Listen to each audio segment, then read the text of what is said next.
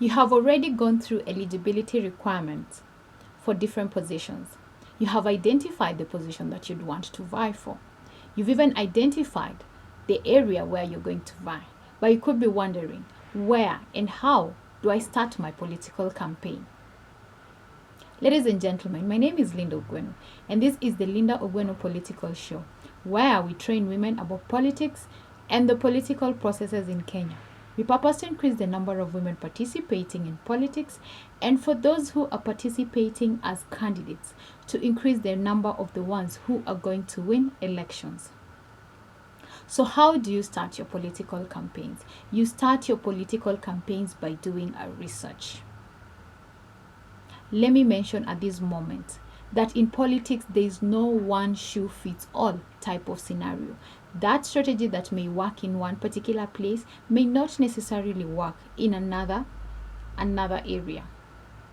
So when you're conducting your research, you could be conducting it as yourself, or maybe you have identified a campaign team. So if you have a campaign team, please delegate this responsibility to different members. Then have a time limit when you're conducting this research. Remember, it's the information that you're going to find from this research that is going to help you come up with your campaign strategies and also come up with your campaign plan. When you're going to find out information, you could find information through primary data or secondary data. Primary data just implies that you go and ask somebody a question directly and you get information directly from somebody. Secondary data means you get information from books and articles and any other thing that is already documented out there. Please consider both primary data and secondary data when you're collecting your information. Another thing that you may want to do when you're conducting your research is to have a budget allocation for this particular exercise. There's some expenses that you may inevitably incur, for example, transportation costs, or if you're going to do research in terms of a poll are usually expensive. So then budget for this particular exercise. Once you have found this information, remember to back it up. You could find yourself time and time again needing to go back to this information to refer to it. So just have a backup copy somewhere saved. So which topics would you want to go through when you're doing your research?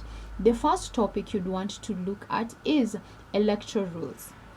IEBC, that is the Independent Electoral and Boundaries Commission in Kenya, is the body mandated to hold election in Kenya, and so it has its electoral rules. Please equip yourself with the information of which rules are these. At this point, I'd want to mention, if you have a lawyer in your campaign team, you can delegate this responsibility to him or to her.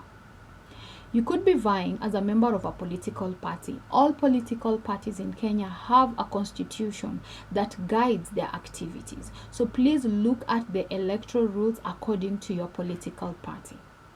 Different areas may also have different campaign rules. They could be set by the local area residents or maybe by the government. For example, the government can declare a curfew in a certain area. Those may affect your movement. So please acquaint yourself with all electoral rules.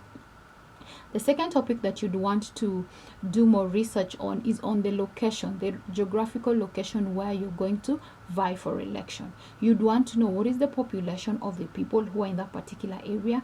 And when you're looking at population, there could be places that are highly or densely populated and there are places that are lowly populated. So know all that.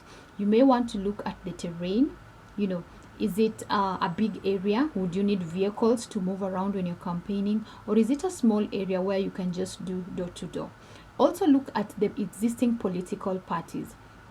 Certain areas in Kenya, you'll find that a particular political party is doing very well. So much so that if you have that political party nomination certificate, you're as good as elected.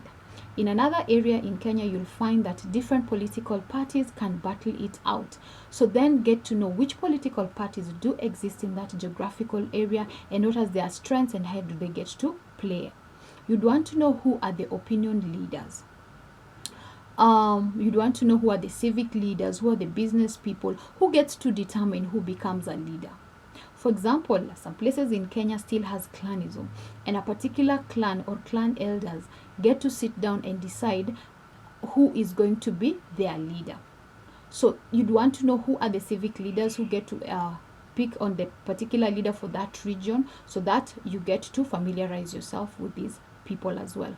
How does information get disseminated in that area where you want to vie? Do people watch mainstream media, say TV and radio?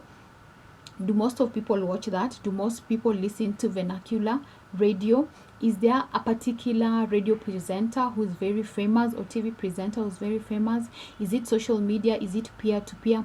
You'd want to know how information gets disseminated in that particular geographical area where you're going to contest.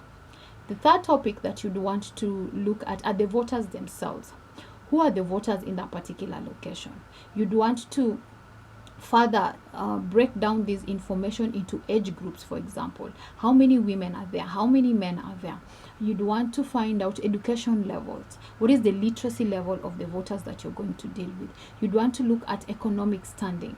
Are majority of them the poor, a majority of them the middle class, the upper class? This is information that you'd want to know. Also, segregation in terms of urban and rural areas. Are most of them in the rural areas, in the urban areas? Are most of them staying in their homes? Are most of them in their apartments? You'd also want to look at, for the existing political parties, which support do they offer their candidates? At times, political parties do offer support, but remember, support is relative. So find out when it's offering support, what exactly is the political party offering.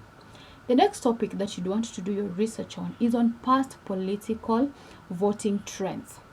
You want to look at, in the last election, who won election, by how many votes, how many people voted, what were the issues that were very pertinent to people at that time, what were the issues that people were voting for, what were the issues that people were voting against. Be there a past candidate who is similar to yourself for whichever reason. How did she or he fare in the elections? What are some of the strategies that worked at that time? You'd want to know, how do electoral results get disseminated? Is it at the polling station? Is there a tallying center? And when you're looking at the past voting trends, please look at the immediate past voting trends, the second immediate past voting trend, the third, like that, so that you have a rich history of information that you're going to draw your strategic plan from. Okay, so the next topic that you want to look at now, the current issues of case. Okay, of course, times change, and whatever affected people in the last election may not necessarily affect people in the current election. So what is at the heart of voters currently? And when you're looking at this, remember to look at both the national level and at the local level. Also, you'd want to look at what would motivate people to vote. Remember, in Kenya, in the last election, there was a very huge voter apathy. So what would encourage voters to come and vote? And of course, vote in your favor. You'd want to look at who are the other people in the ballot paper. Remember, when you're going to vote, there are 6 positions that somebody gets to vote for in Kenya. So you'd want to know who are the other people in the ballot paper, especially the ones who are representing your political party. You may find that you'll go campaigning together as a team, maybe to reduce cost or for whichever reason. So you'd want to know who are these people as well, and align yourself to your political party manifesto and messaging. Before the party primaries, there could be other candidates who are not necessarily going for your seats, but a voter may ask you, who are you supporting for that other seat that is not yours? So you'd want to know who are the people who are contesting for the other seats as well, and how are they faring on. If a particular candidate is strong in a certain area of your location, you'd want to know, so that when you go to that area, you know how to handle questions that may come from voters as well. Now, the next topic that you'd want to do your research on is on yourself, you as the candidate. You'd want to package information about your childhood, information about your education, about your background, about your experience, about your political activity, if you've been member of a political party, if you've been active maybe in the civic world, what has been your history. So just have this information and get to package it. Do a SWOT analysis of yourself, find out what are your strengths, and of course, what are your weaknesses.